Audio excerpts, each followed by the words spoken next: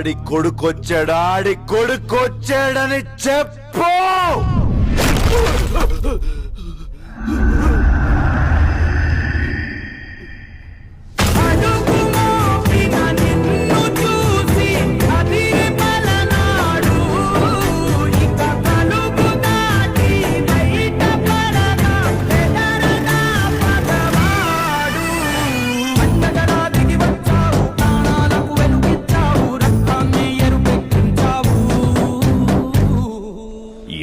ఏళ్ల నుంచి మీ నాన్న మీదున్న గౌరవంతో తల దించుకొని బతుకుతున్నావు.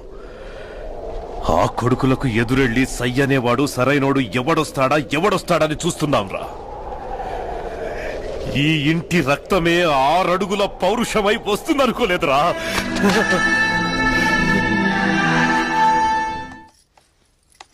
బావా చిన్నప్పటి నుంచి సిటీలోనే పెరిగాం. అసలు